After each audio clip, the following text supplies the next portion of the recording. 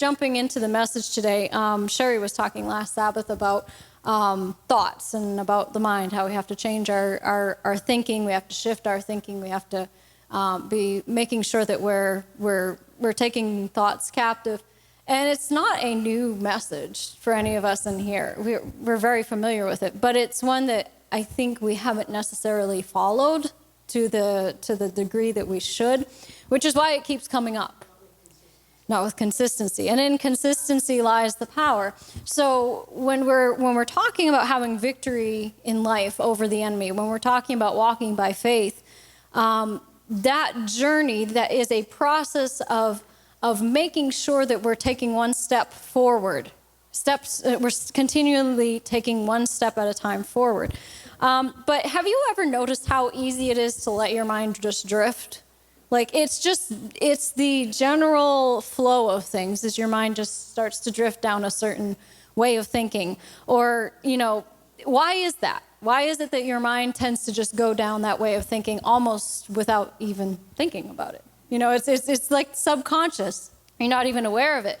To kind of recap what she was talking about, what I had touched on the week before, your brain is made up of billions of nerves called neurons. And these neurons communicate through connections called synapses. When those synapses are connected, when you think a thought, when you feel an emotion, when you repeat a behavior, you activate a specific path of neurons. You're causing those synapses to become even stronger. And the more you repeat that thought, the more you repeat that action, the more you stay in that line of thinking, the stronger that neural pathway becomes. Proverbs 23 verse 7 says, "For as a man thinks in his heart, so is he." It didn't start with just one thought. One thought did not cause him to become that way. It was the repeated thinking it day after day, month after month, year after year that became who he was. It became their identity. Think of the paths that are left across the plains in the western states in the days of the pioneers.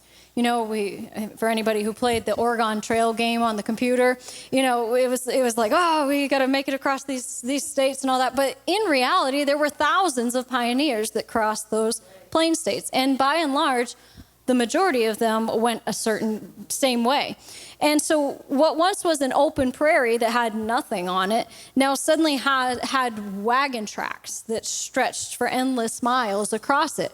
And it was from hundreds of people crossing the same area.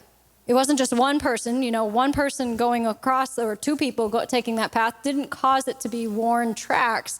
It was hundreds of people taking that same path. And in some places out west, you can still see the wagon ruts in the prairie. You can still see where they traveled.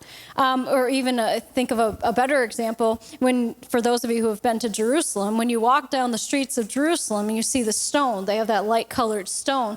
When you're walking down those stone streets, you look down and they're worn down, they're shiny. I mean, when it's wet, you could do a water slide down the street practically, but they're so shiny and slippery, and the stones themselves have become kind of like concave. They're worn down from all the thousands upon thousands of people that have walked across it.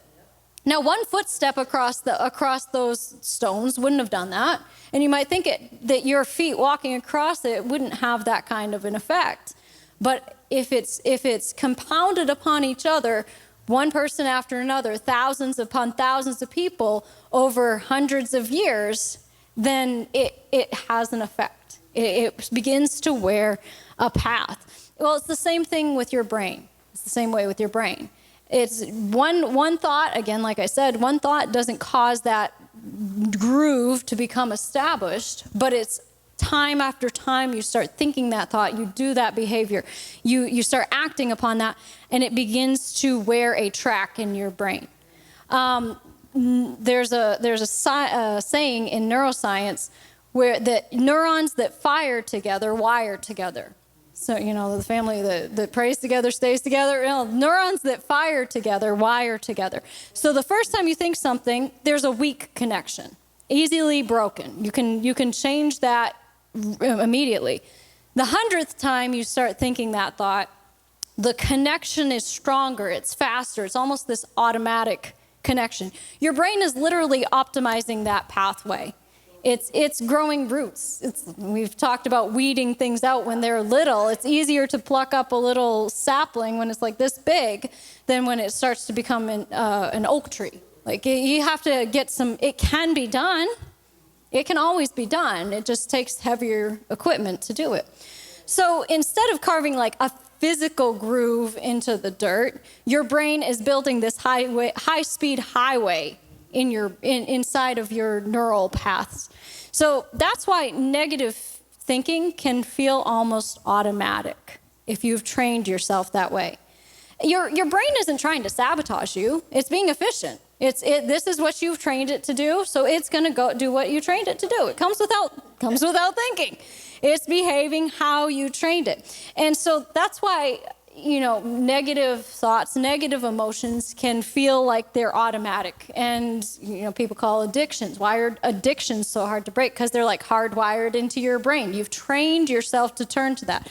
Old habits will start to resurface when you're under stress. Things that you thought you might have dealt with in the past suddenly start coming back up when you're under that same type of pressure, because your brain remembers, this is how we handled this before. This is what our line of thinking was when this situation arose before.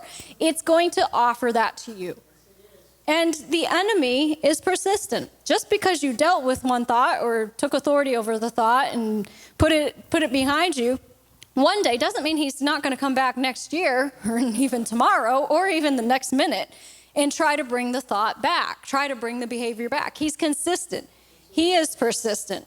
We need to be more persistent than he is, amen? But the thing with your brain is it's not a good judge of which paths should be built. Your brain does not have the capability to look and say, well, I don't think that this line of thinking is good for this person, so I'm not going to build this pathway. It just does what we tell it to do. It does it follows what we allow it to. And like I said, it knows how we've handled things in the past, so that's the suggestion it's going to be bringing to the forefront. And you might say, but I don't want that highway there. Well, then you have to do something about changing where that highway is built. And like I said, once it's well established, it's a lot harder to root out than when it first started. Best to that's why I keep saying, take thoughts captive. Now let's turn over there, 2 Corinthians chapter 10.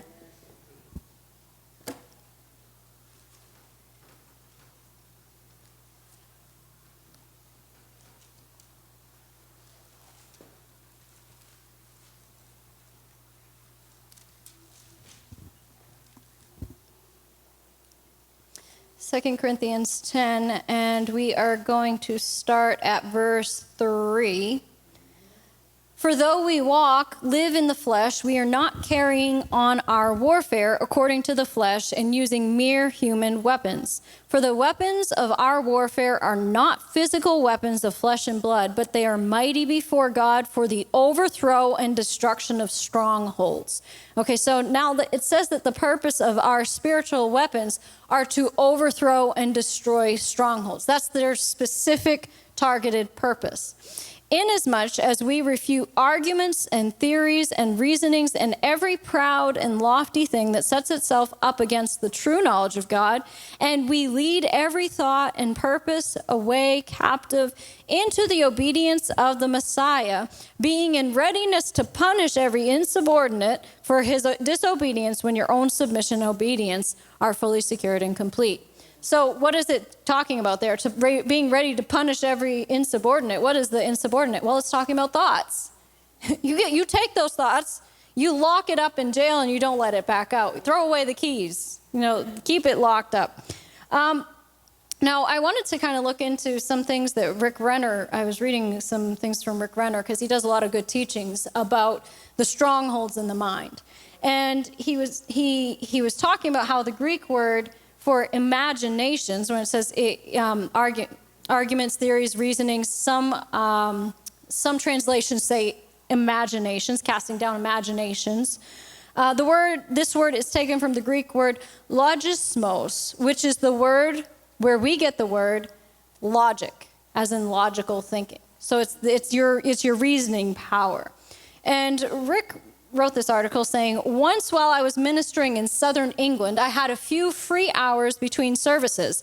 So I asked the local church leaders to take me to see this famous old castle that was nearly 1,000 years old.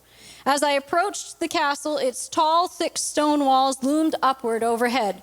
After climbing to the top of the ancient tower, I stopped to enjoy a view of the entire valley below that was simply amazing. The particular castle was famous for its history because its lofty position on top of the small mountain had made it impenetrable for hundreds of years. Although many aggressors had attempted to attack and overtake it, its high position on top of the mountain, coupled with its thick, tall walls, had kept those who resided inside secure from outward attack. Over the years, enemies who tried to attack and conquer the fortress had been perpetually frustrated as a result of these advantages that prohibited such a victory. As I stood in the top tower of the ancient fortress, looking down at the valley below and hearing the stories of all the foreign armies that had unsuccessfully tried to take the stronghold captive, I thought of Paul's words in 2 Corinthians 10:4. He wrote, "For the weapons of our warfare are not carnal, but mighty through God to the pulling down of strongholds."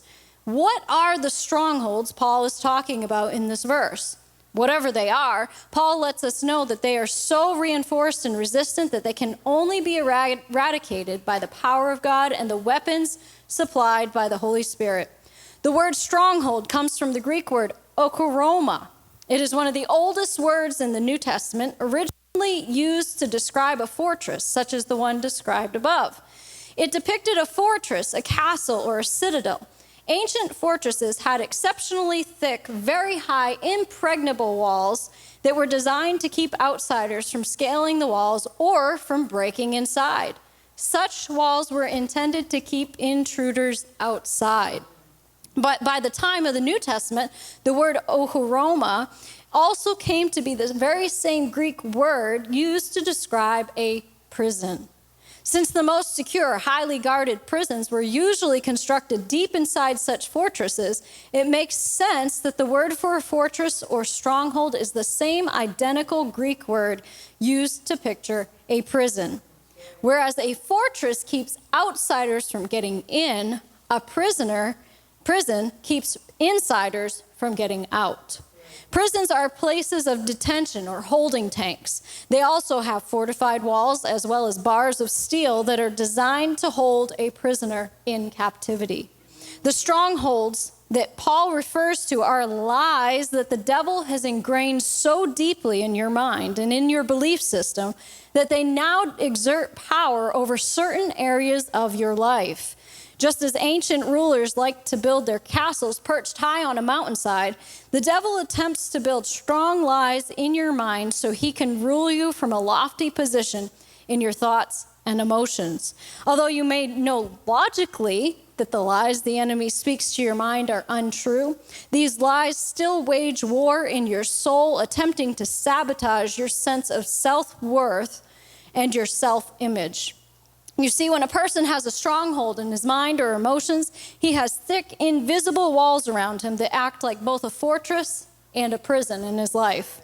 Like the walls of a fortress, these lies insulate him from people who may try to break in to help him see the truth. Although others may want to help this person, they often find it impossible to break through the invisible barriers that surround his mind and emotions. As a result, the person under mental and emotional assault is held captive like a prisoner to those lies. He sits behind mental and emotional bars, viewing life through the illusion of bondage that Satan has put into his mind.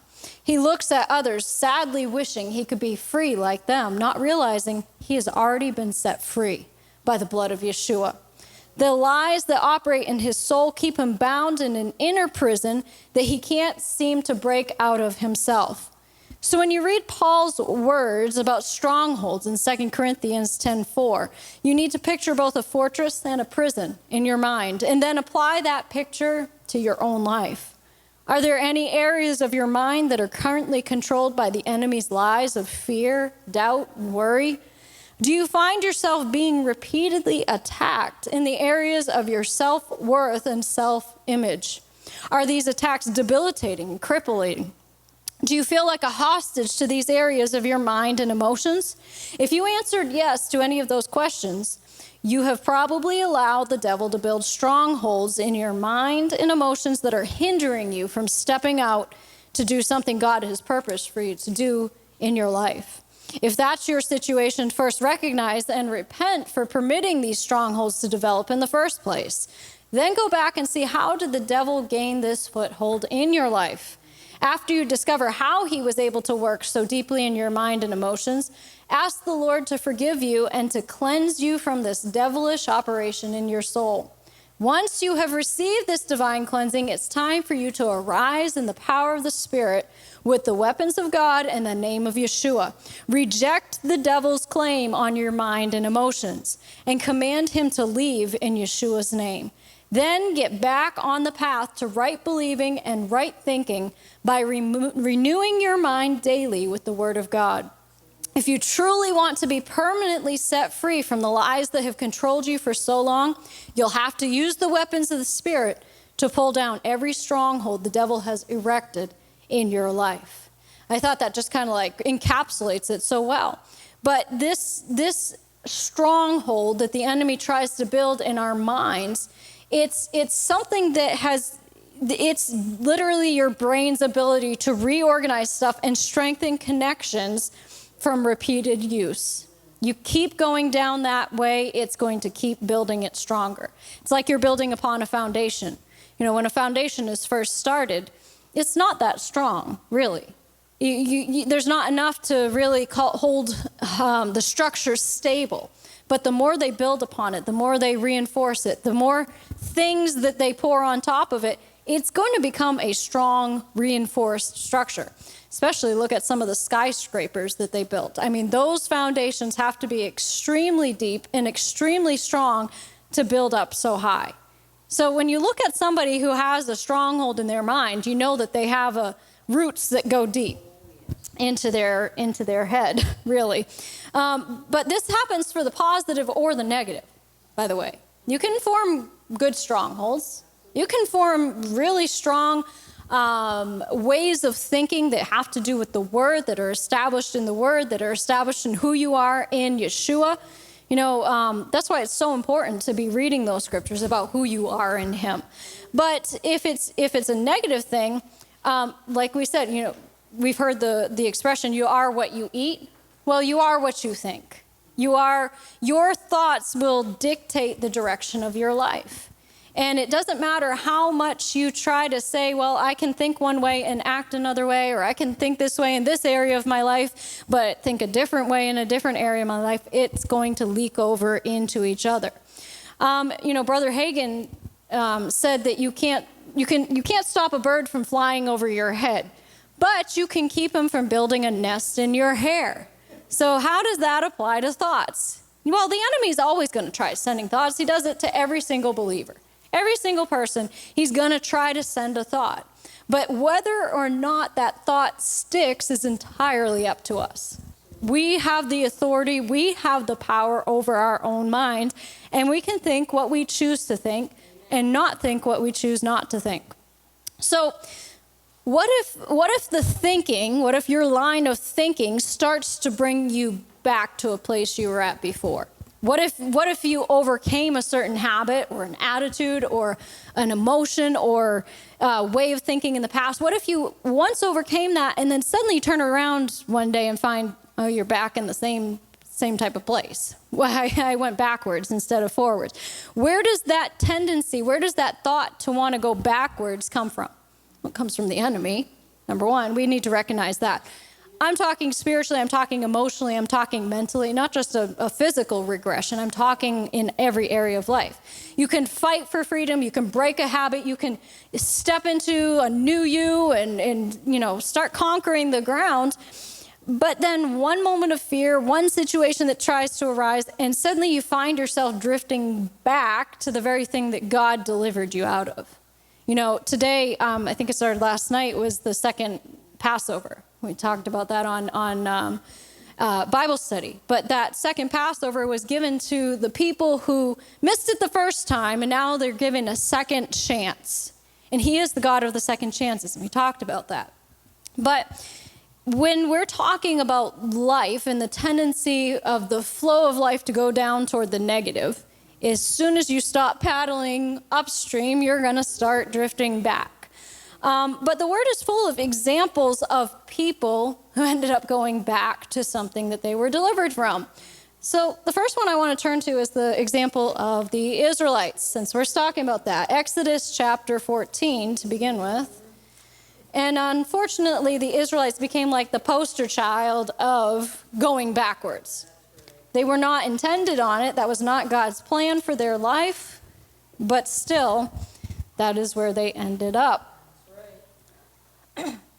So in Exodus chapter 14, we're barely out of Egypt. Like, Passover night has just happened. They have left Egypt. They have all the silver and gold loaded on them.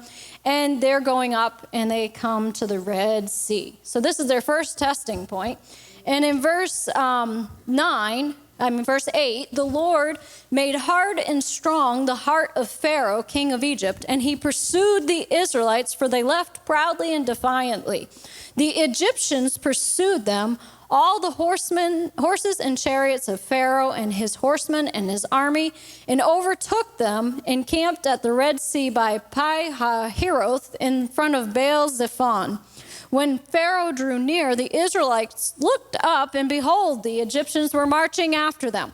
Now, see, that's the enemy's pattern. You get delivered from something, he's not just going to let you go. Okay, I lost her, I guess better try somebody else. No, he's going to come back and try to take you back into captivity to the same thing. So they look up, and Egyptians are marching after them, and the Israelites were exceedingly frightened and cried out to the Lord. Now, verse 11, here's where their line of thinking was. And they said to Moses, "Is it because there are no graves in Egypt that you have taken us away to die in the wilderness? Why have you treated us this way and brought us out of Egypt?" Okay, this is the same group of people that were crying to God to deliver them out of Egypt. Not that long ago. I mean, this is literally days. This is literally days. And here they are. The stronghold in their mind was so powerful that the first sign of a conflict, well, why did you bring us out of Egypt? Because you cried out to God and you wanted deliverance from it? Don't you remember that?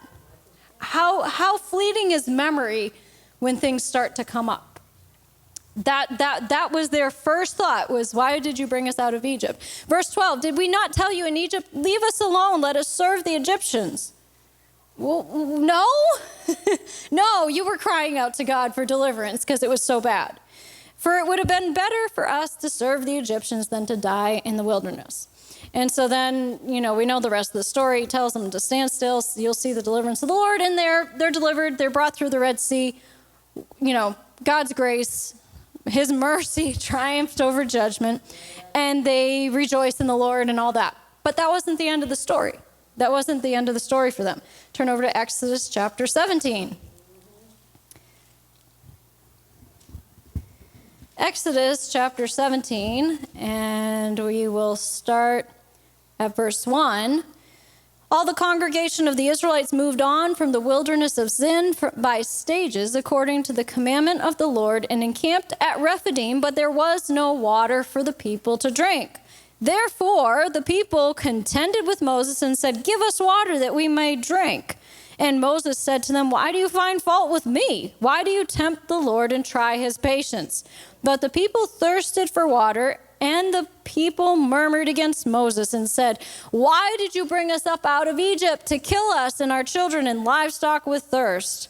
So Moses cried to the Lord, "What shall I do with these people?" Can understand his frustration. It's like, you were delivered supernaturally out of the bondage. You were brought through the Red Sea. Even after you were like, oh my gosh, they're coming after us and it's over. You saw the deliverance there. And now here we are with another situation. Once again, why did you bring us out of Egypt? The thinking.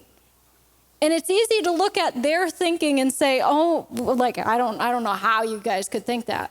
But how many times have we done that in our own lives? Let's turn over to Numbers chapter 11.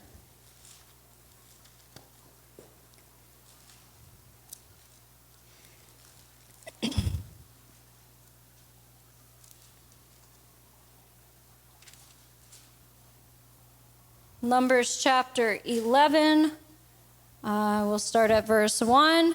And the people grumbled and deplored their hardships, which was evil in the ears of the Lord. And when the Lord heard it, his anger was kindled, and the fire of the Lord burned among them and devoured those in the outlying parts of the camp. The people cried to Moses, and when Moses prayed to the Lord, the fire subsided. He called the name of the place Taberah, burning, because the fire of the Lord burned among them. And the mixed multitude among them, the rabble who followed Israel from Egypt, began to lust greatly for familiar and dainty food. And the Israelites wept again and said, "Who will give us meat to eat? We remember the fish we ate freely in Egypt, and without cost, the cucumbers, the melons, the leeks, the onions, and the garlic." Yeah, but now our soul, our strength is dried up. There's nothing at all in the way of food to be seen but this manna. Okay, again, memory is a funny thing. The fish we ate freely without cost, the cucumbers, melons, leeks, onions, and garlics. You were slaves. Like they made it seem like we're just sitting around eating all this food. No, they were making bricks without straw. Remember? They had taskmasters over them. Hard labor, hard taskmasters. There were people who were throwing babies in the river because they didn't want any Hebrew boys to be born. Okay, this is what they were living in. That was the reality of their situation. Now suddenly it gets painted as this, oh my goodness, this was so nice. Isn't that funny how the mind can do that? You know, you can almost tend to romanticize. The mind will try to romanticize what you were delivered from. The mind will try to make it, oh, this was so wonderful. No, you were crying for deliverance at that point. If you skip on to Numbers 14, again and again, chapter 14, verse 1. Well, this is after the spies brought their negative report. And this is kind of the last straw for them not having another chance because they've done it again and again and again and again. So the spies bring back their report. In verse 1 of chapter 14, all the congregation cried out with a loud voice, and they wept that night. All the Israelites grumbled and deplored their situation, accusing Moses and Aaron, to whom the whole congregation said, "Would that we had died in Egypt." See, they kept thinking of Egypt. Egypt was on their mind. Egypt was such a worn track in their brain that automatically, without even thinking about it, they would want to go back to Egypt. Or that we had died in this wilderness. Why does the Lord bring us to this land to fall by the sword? Our wives and our little ones will be a prey. Is it not better for us to return to Egypt? Now, this is the first time when they're actually saying those words. Is it not better for us to return to Egypt? Let's go back to bondage. It was better back there. Let's return to Egypt. And they said to one another, "Let us choose a captain and return to Egypt." And this was it for them. That generation did not make it into the promised land. But their minds were on this automatic groove back to Egypt. And Yahweh's bringing them into the wilderness, not to cause them to just wander in the wilderness for the rest of their lives. That wasn't his purpose. He was bringing them into the wilderness to get Egypt out of them, to try to rewrite their thinking, to try to rewire their brains so that they were looking to him and not back to Egypt. And he was taking care of them. He was trying to teach them to trust him. But isn't that interesting? Because even though Egypt was so bad, it was familiar. And sometimes in the face of the unknown, even the bad seems oddly comforting because it's familiar. Egypt had chains, but it had predictability. They knew what was going to happen. It was predictable. How is it that you see, even across life, you see so many people who have been in abusive relationships get out of the abusive relationship finally, only to get into another abusive relationship, or to turn around and go back into the same abusive relationship? Why is that? We can stand on the outside and look at it and say, that's crazy. That is so crazy. Like, why would you put yourself back in that situation? Because it's familiar. And there's some sort of comfort in the familiar. Even the bad familiar, at least it's predictable. You know what's going to happen. And that's a sign that it became a stronghold. The stronghold in your thinking, a stronghold in your life. The very place the Israelites cried out for deliverance from became the trap they fell into in the desert, longing to go back to. Did they ever make it back to Egypt? No, they couldn't go back. But like I said, fear will make you romanticize the very thing God delivered you from. And you start looking at it. So they spent years wandering in the wilderness for nothing, because the saddest part, they could not go back to Egypt, even as much as they wanted to. But let's look at another example of someone who turned back to the familiar. Let's turn over to Ruth chapter 1.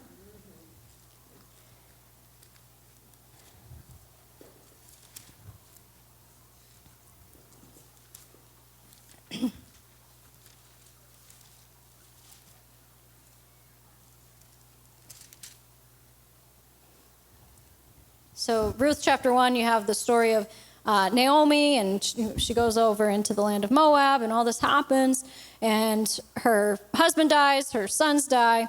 In verse 6, she arose with her daughters-in-law to return from the country of Moab, for she had heard in Moab how the Lord had visited his people in giving them food. So she left the place where she was, her 2 daughters-in-law with her, and they started on the way back to Judah. But Naomi said to her 2 daughters-in-law, "Go, return each of you to her mother's house." So she's telling them, go back. "May the Lord deal kindly with you as you have dealt with the dead and with me. The Lord grant that you may find a home and rest, each in the house of her husband." Then she kissed them, and they wept aloud. And they said to her, "No, we will return with you to your people." So see, both of them are saying, "No, we're going to go with you." We're going to take this journey with you. But Naomi said, "Turn back, my daughters. Why will you go with me? Have I yet sons in my womb that they may become your husbands? Turn back, my daughters, go, for I am too old to have a husband. If I should say I have hope, even if I should have a husband tonight and bear sons, would you wait until they were grown? Would you therefore refrain from marrying? No, my daughters, it's far more bitter for me than for you that the hand of the Lord has gone out against me." Then they wept aloud again, and Orpah kissed her mother-in-law goodbye. But Ruth clung to her. And Naomi said, "See, your sister-in-law has gone back to her people and to her gods. Return after your sister-in-law." And Ruth said, "Urge me not to leave you or to turn back from following you. For where you go, I will go, and where you lodge, I will lodge. Your people shall be my people, and your God my God. Where you die, I will die, and there will I be buried. The Lord do so to me, and more also, if anything but death parts me from you." When Naomi saw that Ruth was determined to go with her, she said no more. So they both went on until they came to Bethlehem. Now, Orpah had the same choice to make as Ruth did. She initially started out on the journey with her, but she ends up turning back. Orpah went back to the familiar. There's the unknown ahead. We don't know what the prospects are. Again, we stand on this side of the story. We can see that, oh yeah, Ruth ends up finding Boaz, and they're in the line of Yeshua. We don't know that back then. Or Ruth had no way of knowing that when she chose to follow Naomi. She did it with not seeing what was ahead. And Orpah chose to go back to the familiar because at least she knew what was going to happen. It was predictable. But interesting, because you never hear from Orpah again. That's the last mention of Orpah in the word. She could have, who knows, if she had chosen to go with Naomi, if she had chosen the same path that Ruth took, who knows what blessings would have been on that path. But she chose to go back to the familiar. Let's turn over to John chapter 21. We just came through Passover and talking about the disciples and the resurrection of Yeshua and all this. But after the resurrection of Yeshua, the disciples are in a very interesting place, to say the least. John chapter 21. And we're going to start at verse 1. After this, Yeshua let himself be seen and revealed himself again to the disciples at the Sea of Tiberias, and he did it in this way. There were together Simon Peter and Thomas, called the twin, and Nathanael from Cana of Galilee, also the sons of Zebedee, and 2 others of his disciples. Simon Peter said to them, "I am going fishing." Okay, so he just announced, "I'm going fishing." And they said to him, "And we are coming with you." So they all go back fishing. He was bad influence on them, yeah. So they went out and got into the boat, and throughout that night they caught nothing. Morning was already breaking when Yeshua came to the beach and stood there. However, the disciples did not know that it was Yeshua. So Yeshua said to them, "Boys, you do not have any meat, do you? Have you not caught anything to eat along with your bread?" And they answered him, "No." And he said to them, "Cast the net on the right side of the boat, and you will find some." So they cast the net, and now they were not able to haul it in, for such a big catch of fish was in it. Then the disciple whom Yeshua loved said to Peter, "It is the Lord." Simon Peter, hearing him say that it was the Lord, put on his upper garment, for he was stripped, and sprang into the sea. And the other disciples came in the small boat, for they were not far from shore, only some 100 yards away, dragging the net full of fish. I'm going to stop there for a moment. This feels like a familiar story. Let's look at Luke chapter 5. Let's look at Luke chapter 5 for a moment. I'm going to turn back and forth. I know it's like this. I feel like I've read this story before somewhere, and he must have felt a deja vu moment there. Luke chapter 5, starting at verse 1. Now it occurred that while the people pressed upon Yeshua to hear the message of God, he was standing by the lake of Gennesaret, the Sea of Galilee. And he saw 2 boats drawn up by the lake, but the fishermen had gone down from them and were washing their nets. And getting into one of the boats, the one that belonged to Simon Peter, he requested him to draw away a little from the shore. Then he sat down and continued to teach the crowd of people from the boat. When he had stopped speaking, he said to Simon, "Put out into the deep water and lower your nets for a haul." And Simon answered, "Master, we toiled all night exhaustingly and caught nothing in our nets.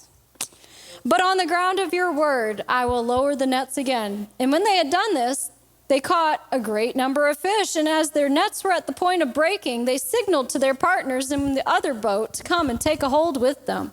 And they came and filled both the boats so that they began to sink. But when Simon Peter saw this, he fell down at Yeshua's knees, saying, "Depart from me, for I am a sinful man, O Lord." For he was gripped with bewildering amazement, and all who were with him at the haul of fish which they have made. And so also were James and John, the sons of Zebedee, who were partners with Simon. And Yeshua said to Simon, "Have no fear.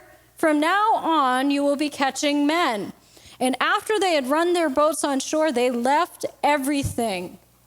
They left everything and joined him as his disciples and sided with his party and accompanied him. Okay, so that is the story of how he met Yeshua. And here we are after the resurrection, total deja vu. Here we meet again, Peter, back fishing. They left their nets. It says that in that verse. Mark 1 says in verse 17 through 20, the same account. Yeshua said to them, "Come after me and be my disciples, and I will make you to become fishers of men." And at once they left their nets, and yielding up all claim to them, followed with him, joining as his disciples and siding with his party. He went on a little further and saw James, the son of Zebedee, and John, his brother, who were in their boat, putting their nets in order. And immediately he called to them, and abandoning all mutual claims, they left their father Zebedee in the boat with the hired men and went off with him to be his disciples, side with his party, and follow him. Okay, so what happened here? Here in John 21, what were they doing? What were they doing? They weren't just fishing. It might have seemed harmless. Oh, we're just going to go fishing. This wasn't like a pastime for them. It wasn't like a hobby, like a lot of guys have a hobby. I'm just going to go fishing. No, this is going back to what they knew before they were called, before the miracles, before the identity shift that they were called. He said, "You're going to now catch men. You're going to be fishers of men. This is what I'm calling you." But all this stuff happens, and they start reverting to old patterns. They start going down the same old track. That groove is so deep in their mind. In that passage that I just read, the Amplified says they were yielding up all claim to the nets. That means that they were never planning on going back to that. We're just going to follow you. We're going to go this way. But what happens when the plans that they thought were going to, it wasn't the way that they were going to go? What happens when those plans fall through? What do? what did they do? They drifted back to the old way that they had known. Peter had walked on water. Peter had seen the transfiguration. Peter was the one who was one of the three who were with Yeshua when the majority of the miracles happened. He was the one who said, "You are the Messiah." And now what? Now he's back in a boat fishing. Why? Because forward felt unclear. Yeshua had raised from the dead, but what now? The mission isn't so fully understood by them yet. It's not fully grasped. We don't know what we're supposed to do, so we start reverting back. And Yeshua meets them at that point. And when clarity is missing, a lot of times the default is going back to familiarity. Turn over to John chapter 20. I should have told you to keep your finger in John chapter 21, but you did. Good. John chapter 20 and verse 19. Then on that same first day of the week, when it was evening, though the disciples were behind closed doors for fear of the Jews, Yeshua came in and stood among them and said, "Peace to you." Now, that right there is an interesting phrase. They were behind closed doors because of fear of the Jews. I think it's Rick Renner I was reading was talking about that, and he was saying that the language of the Greek that's used there is a very heavy door that's bolted shut. They were locked. They were literally locked in a place, paralyzed by fear. And this is the state of the disciples after Yeshua is resurrected. But Yeshua, the door didn't stop him. He just came and appeared amongst them, saying, "Peace to you." Now, why was that his first greeting? It wasn't just like, "Peace to you and also to you." You know, this wasn't like a religious greeting. He was literally coming and saying, "Shalom to you." You need some shalom at this moment, because you're entirely caught up in your mind in fear. You're not even thinking straight. You are paralyzed by fear. And so he comes in and speaks shalom to you. So saying, he showed them his hands and his side, and when the disciples saw the Lord, they were filled with joy. Then Yeshua said to them again, "Peace to you. Just as the Father has sent me forth, so I am sending you." So now he comes, he gives them shalom, and then he gives them an assignment. This is your mission. Get your focus back. Stop getting caught up in the whirlwind in your mind. Get your focus back. Verse 22, and having said this, he breathed on them and said to them, "Receive the Holy Spirit." Now, having received the Holy Spirit and being led and directed by him, if you forgive the sins of any, they are forgiven. If you retain the sins of any, they are retained. But Thomas, one of the 12, called the twin, was not with them when Yeshua came. So the other disciples kept telling him, "We have seen the Lord." But he said to them, "Unless I see in his hands the marks made by the nails, and put my finger into the nail prints, and put my hand into his side, I will never believe it." So he's caught up in an entirely different cycle in his mind of doubt. Doubt was a stronghold in his mind that he couldn't break free from. 8 days later, verse 26, his disciples were again at the house, and Thomas was with them. Yeshua came, though they were behind closed doors. So here they are again, locked in the house, behind closed doors. Yeshua came in and stood among them and said, "Peace be to you." Feels like a repeat again. He just keeps coming back. Okay, I'm going to try to get this new thought into your mind. This is shalom to you. Stop hiding behind closed doors. Peace to you. And he said to Thomas, "Reach out your finger here and see my hands, and put out your hand and place it in my side. Do not be faithless and incredulous, but stop your unbelief and believe." Now he's being pretty strong with him. Imagine, like, this is your first time seeing Yeshua after he's resurrected, and you get kind of like a talking to because you haven't been in faith. Verse 28, Thomas answered him, "My Lord and my God." Yeshua said to him, "Because you have seen me, Thomas, do you now believe and trust and have faith? Blessed and happy to be envied are those who have never seen me and yet believed and adhered to and trusted in and relied on me." That would be us. We've never seen him, but we believe. But the fact that they were behind the closed doors, the fact that these doors are locked, means that they had moved into a mode of self-preservation and protection because of fear. Now go back to, let's go to Luke 24. Keep your finger in John 21, because we're going to go back to that later. Luke 24.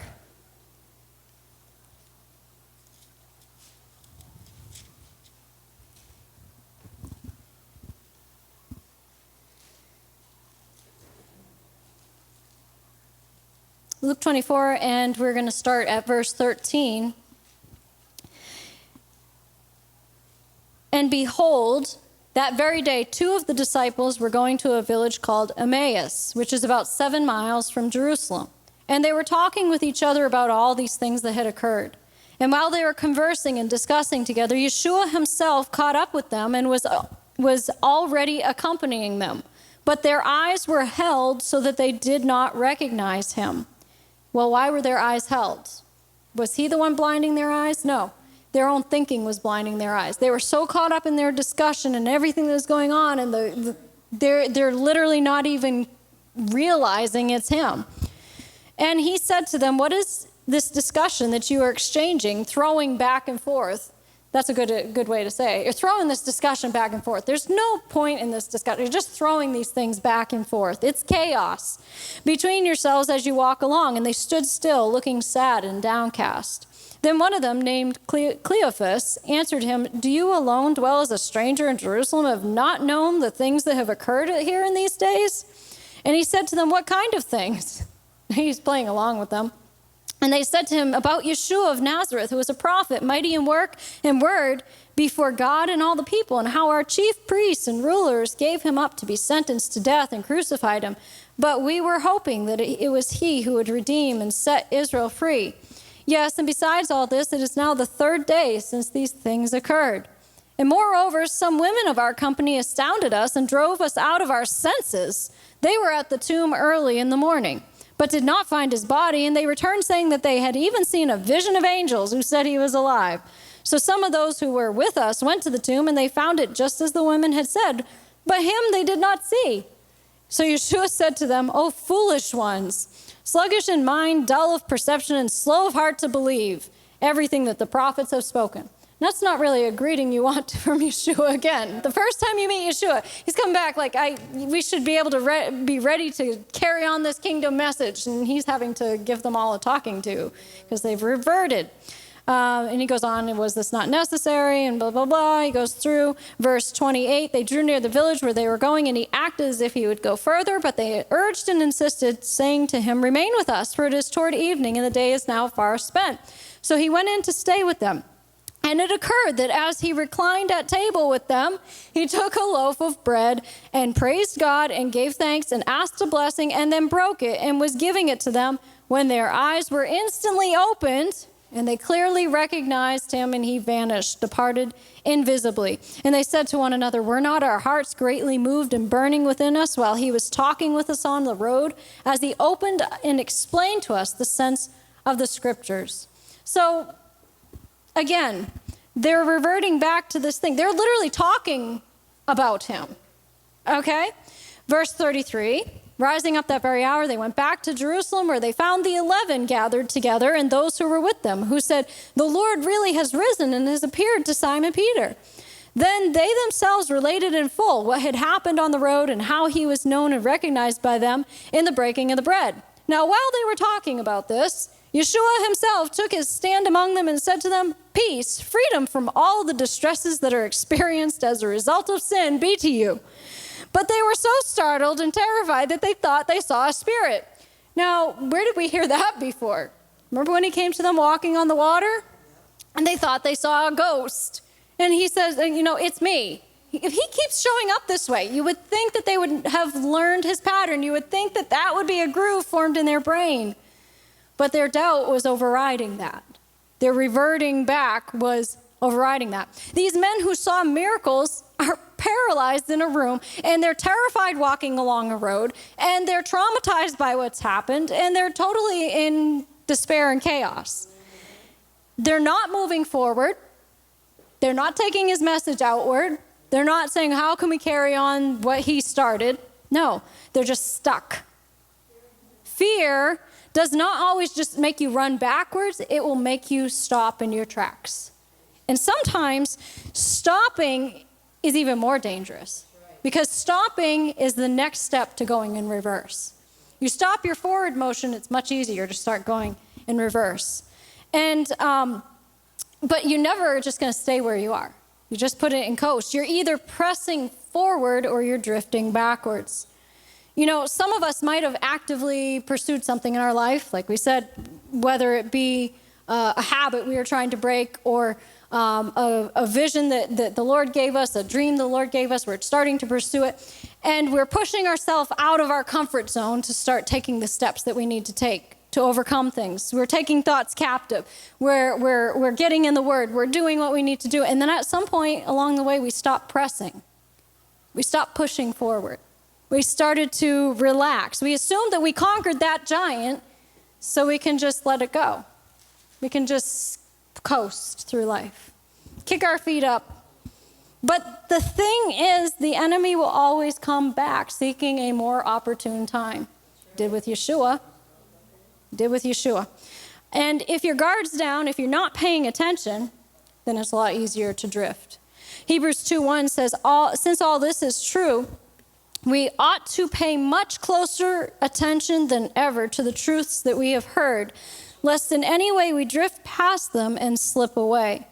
Matthew 26:41, Yeshua says, all of you must keep awake, give strict attention, be cautious and active, and watch and pray that you may not come into temptation. The spirit indeed is willing, but the flesh is weak. You can never trust your flesh. You can never coast when it comes to your flesh. So whether it was a habit you slid back into because you relaxed your guard, or a fear that crept back into our lives that we had dealt with at one time, words that we may have started to become slack on, our mind beginning to drift into old ruts, whatever the case may be, we're no longer pressing forward.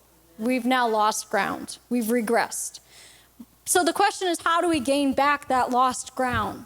We keep talking about we take the kingdom of heaven is violent, the violent take it by force. We got to take ground. Well, sometimes we got to reclaim the ground we lost before we can start taking more territory. And there's a principle in the law of physics. An object in motion stays in motion unless it's acted upon by an external force. It's going to stay in motion unless it's acted upon by an external force. And spiritually, if you stop moving forward, something will act upon you. Something will stop you. There's no neutral. The enemy doesn't need to destroy you right away. He just needs you to coast. He needs you to start relaxing, letting your guard. Mark 13:37, Yeshua again says, watch, give strict attention, be cautious, active, and alert. So going in reverse is dangerous. Jeremiah 7:24, talking about the Israelites again. They would not listen to and obey me or bend their ear to me, but followed the counsels and the stubborn promptings of their own evil hearts and minds, and they turned their backs and went in reverse instead of forward. If you skip down to Jeremiah 15, verse 6, he says again, you have rejected and forsaken me, says the Lord. You keep going in reverse. So going in reverse is moving away from him in the scripture. Can you imagine driving down a road? Actually, has anybody ever had this happen to them where you're driving down a road and somebody in front of you suddenly stops and starts backing up in the middle of the road? Totally not even aware of their surroundings. And you're like, what are you doing? You're an idiot. Like, you don't actually say that. We're not like that. We keep our patience. But have you experienced that? Can you imagine trying to drive around town going in reverse? Just trying to back up around town? It doesn't work. Like, we're not meant to go in reverse. Cars you have to back into a parking spot. Yeah, fine. But you're not meant to just drive down the road in reverse. It's dangerous. How many of you seen your children walking backwards and they bump into things and they hurt themselves? No, we are not naturally meant to go backwards. It's not. We don't have eyes on the back of our head for a reason. There's a reason why the eyes are on the front of our face. Only mothers have eyes on the back of their heads because they have to watch what their children are doing as they're walking backwards. But we're not meant to go in reverse. But there are things that the enemy will bring into our lives to try to cause us to go into reverse. So I want to talk briefly about chemical reactions. We're not going to do a chemistry class in here, but there are principles in the natural world that hold true spiritually. That convey something spiritually. We're familiar with some chemical reactions. You mix baking soda with vinegar and it fizzes up, and that's how you create like this volcano and all that. So we're kind of familiar with that's a chemical reaction that's taking place. And that chemical reaction, when you mix baking soda and vinegar together, is what's called an irreversible reaction. So once it's mixed together, once the reaction happens, without getting too technical, there's carbon dioxide gas that gets released. That's what the bubbles are. Once the gas is released, the reaction can't naturally go backwards. Like, in order for it to go backwards, you have to capture all the released carbon dioxide gas, somehow compress it back into the substance, and like recreate very specific conditions to make it go back. So it's not naturally, does not naturally go backwards. Once you mix it together, it only moves forward. But there are some chemical reactions which don't just move forward, they can also reverse. So a reversible chemical reaction can go in both directions. So let's say you have you pour an A substance into B, and it creates C. Well, in most places, like with what I said with the baking soda and the vinegar, creates this reaction, you can't undo it. But there's some things where you can pour A into B, and it creates C, but then C can go back to B and A. You can undo the reaction and come back with the original elements. You know what I'm saying here? So the starting substances can turn into a product, but the products can also turn back into the starting substance. It's like a door that swings both ways. You know, you ever go through a two-way door? Like, I know some kitchens have two-way doors, and you push the door this way, but then you can turn around and go right back out the same way. It goes both ways. What are they called? Cafe doors? Okay. So just because something moved forward doesn't mean that it can't move backwards. You know, if the conditions change. If the pressure changes, the reaction will shift. If the environment changes, the reaction can shift.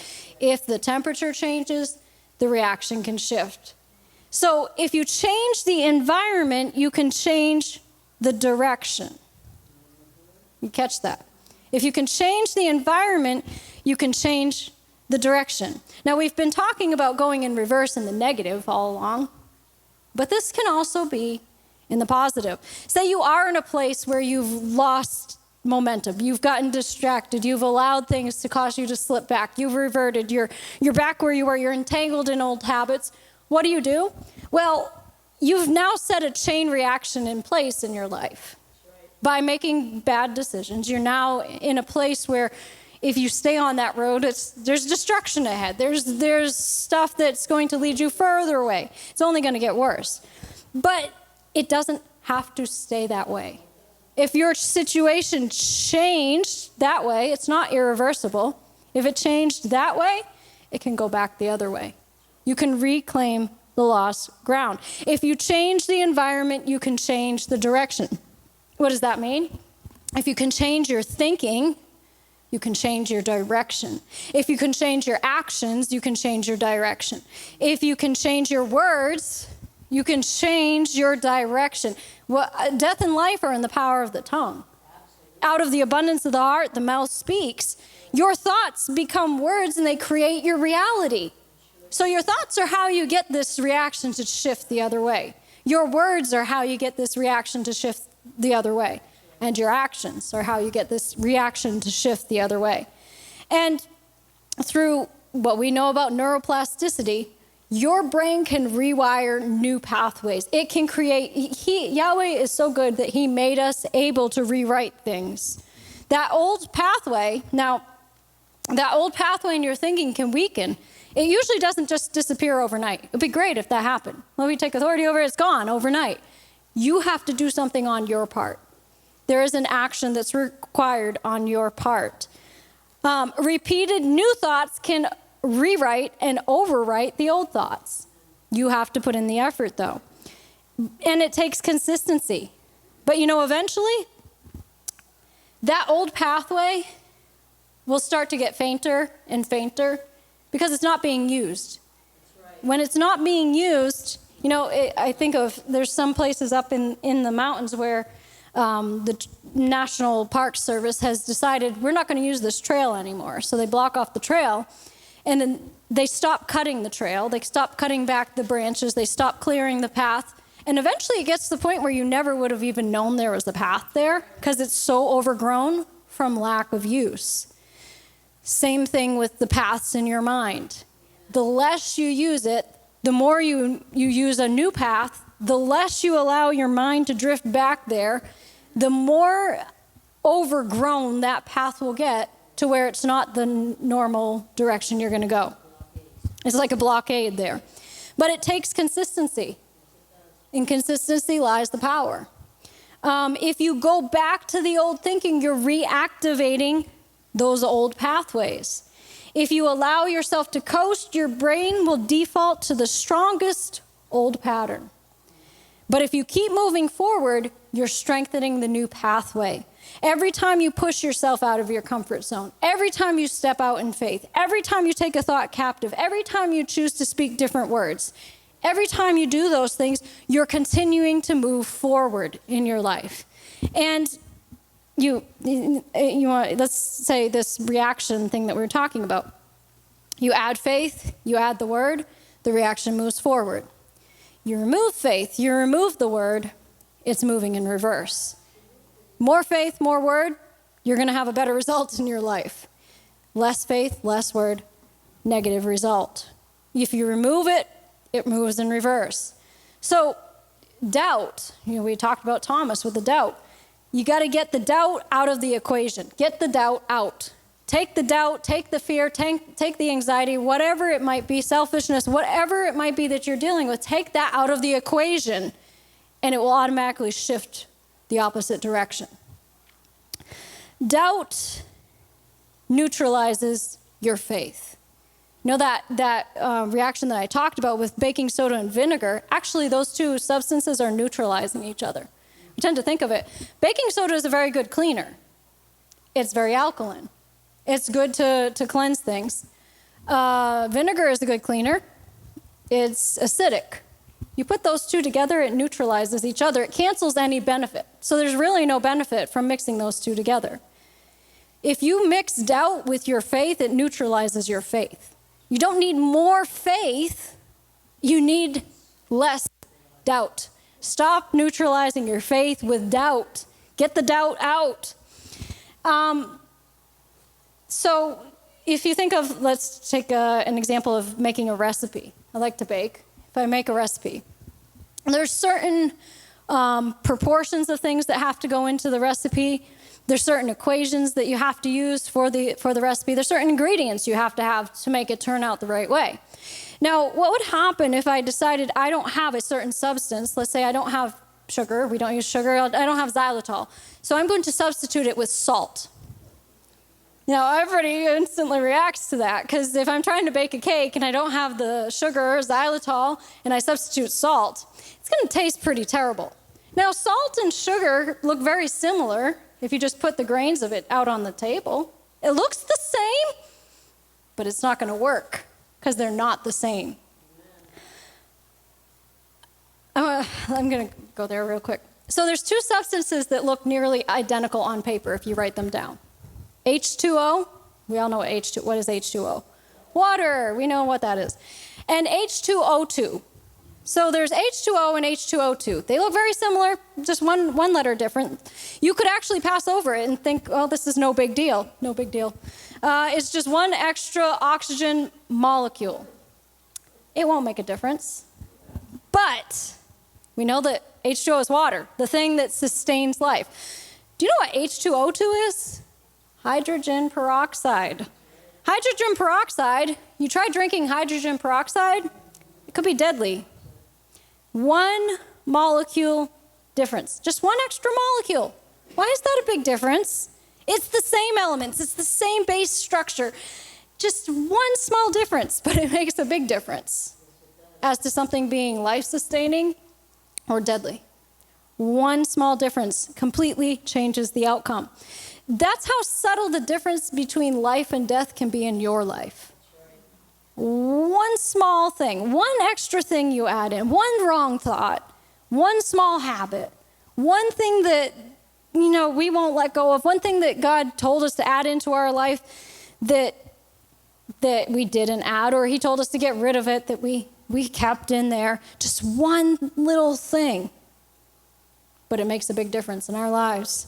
Deuteronomy 4:2 says, "Do not add to what I command you, and do not subtract from it, but keep the commands of the Lord your God that I give you. So the Israelites, they entertained one little thought.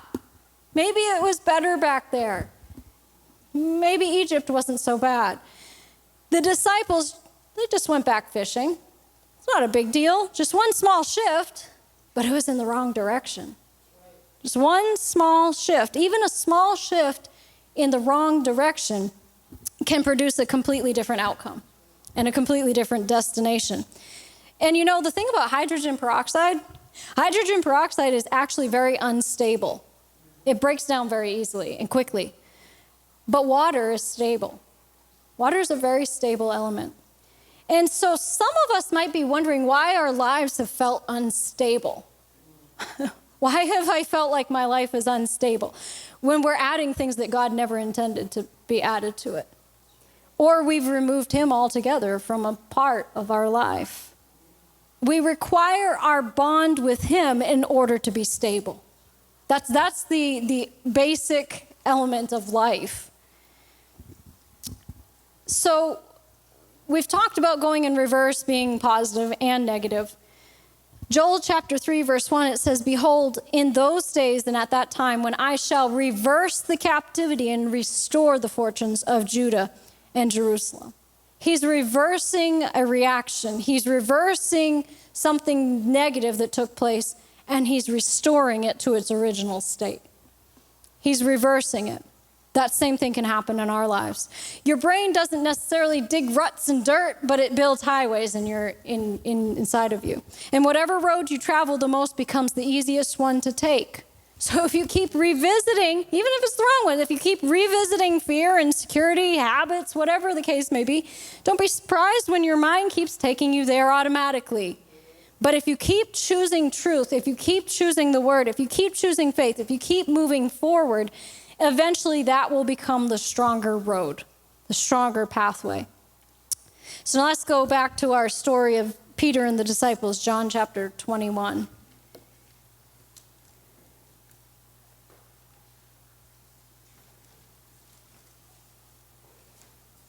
John 21.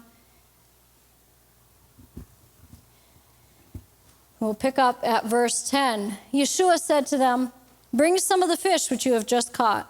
So Simon Peter went aboard and hauled the net to land full of large fish, 153 of them.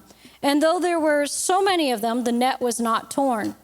Yeshua said to them, "Come and have breakfast." But none of the disciples ventured or dared to ask him, "Who are you?" because they well knew that it was the Lord. Yeshua came and took the bread and gave it to them, and so also with the fish.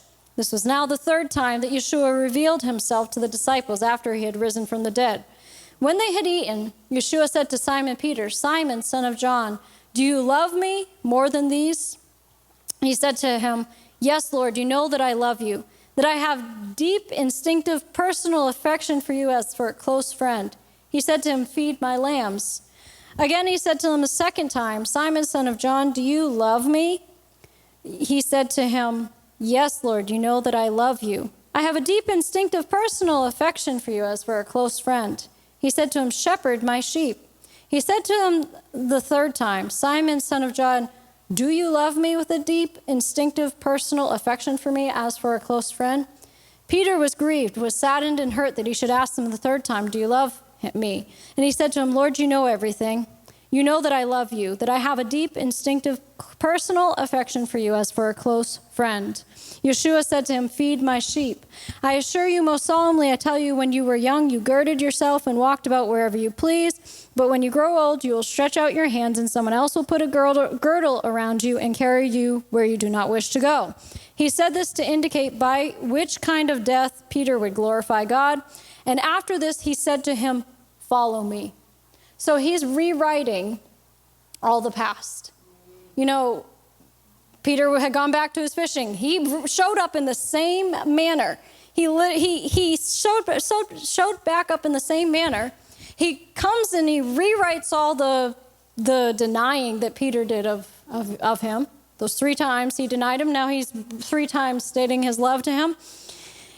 And then he issues the call again. "Follow me." Same thing that he said in the beginning. This is the first instruction. You went astray. Now I'm telling you, follow me. And you know, the thing is, from this point forward, Peter's on a different course. He never turns back again. You never see again that Peter went back to his fishing. At this point, it marked a shift where Peter decided really to take the reins and say, I'm moving forward. How do you keep from going back? By burning your bridges. By not allowing yourself to even think of going back. Like you cannot even entertain the thought of the past. You keep moving forward even when it's unclear. Clarity is not a prerequisite for obedience.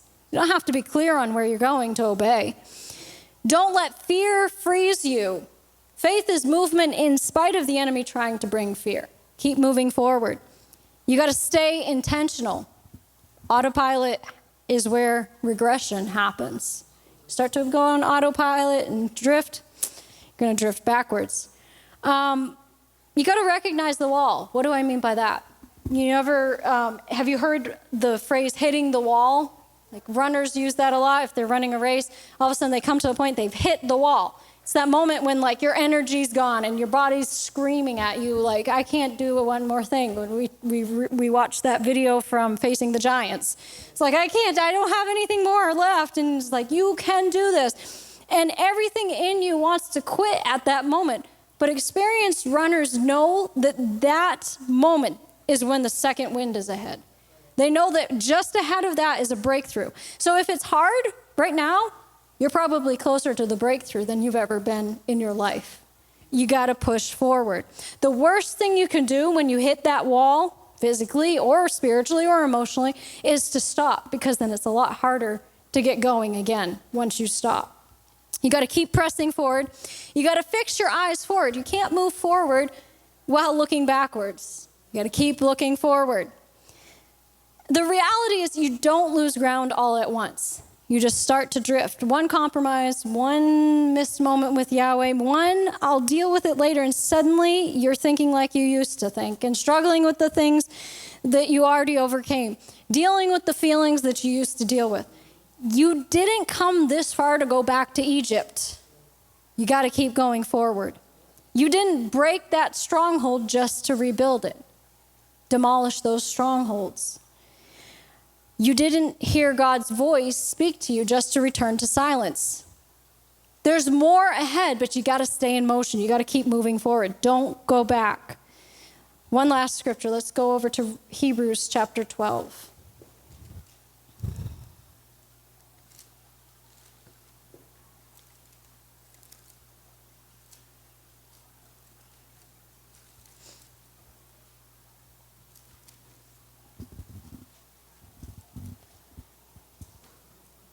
Hebrews 12, starting at verse 1. Therefore then, since we are surrounded by so great a cloud of witnesses who have borne testimony to the truth, let us strip off and throw aside every encumbrance, unnecessary weight, and that sin which so readily, deftly, and cleverly clings to and entangles us. And let us run with patient endurance and steady and active persistence the appointed course of the race that is set before us, looking away from all that will distract to Yeshua, who is the leader and the source of our faith, giving the first incentive for our belief and is also its finisher, bringing it to maturity and perfection. He, for the joy of obtaining the prize that was set before him, endured the cross, despising and ignoring the shame, and is now seated at the right hand of the throne of God. So we got to look to him. We got to keep our eyes on him. Psalm 37, 3-5 says, trust, lean on, rely on, and be confident in the Lord, and do good. So shall you dwell in the land and feed surely on his faithfulness, and truly you shall be fed. Delight yourself also in the Lord, and he will give you the desires and secret petitions of your heart. Commit your way to the Lord. Roll and repose each care of your load on him. Trust, lean on, rely on, and be confident also in him, and he will bring it to pass. Jeremiah 31:31 says, set up for yourselves highway markers. Make for yourselves guideposts. Turn your thoughts and attention to the way by which you went into exile. Retrace your steps. Return to these your cities. This is the process of how to get back, how to gain back the lost ground. You go back to what you were doing when you were moving forward. You grab a hold of those dreams that God placed inside of your heart. You got to get back up on your faith again. Get back in the Word again and keep moving forward. Begin to press forward again.